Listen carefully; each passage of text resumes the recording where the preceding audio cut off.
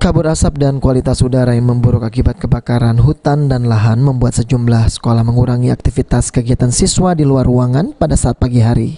Bagian kesiswaan di lingkungan SMA Plus Negeri 17 Palembang, Susi Sukarni mengungkapkan, terkait kabut asap yang sering menyelimuti kota Palembang di pagi hari, membuat pihak sekolah mengurangi aktivitas kegiatan di luar ruangan, serta menyediakan masker kepada siswa-siswi SMA tersebut.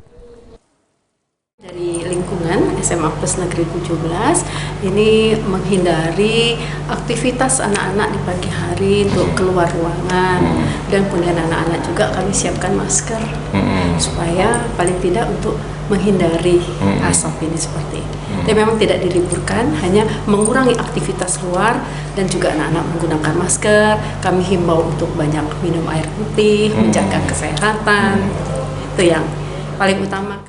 Salah seorang siswi di SMA tersebut, Regina, mengungkapkan dirinya sangat merasakan kabut asap yang tebal ini, khususnya di pagi hari ketika pergi sekolah.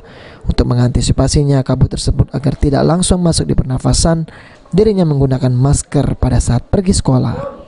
Ini kan tebal banget ya, jadi nggak buruk banget buat kesehatan. Apalagi sebagai siswa saya harus datang pagi-pagi gitu kan. Itu pas kondisi kabut asap tuh tebal banget. Jadi saya merasakan sendiri kalau misalnya itu tuh sesak banget, buat keluar rumah aja tuh udah kayak ya sesak banget gitu. Antisipasi saya untuk mencegah ISPA ya, itu biasanya saya bakal pakai masker yang kayak gini. Heru Wahyudi, PAL TV.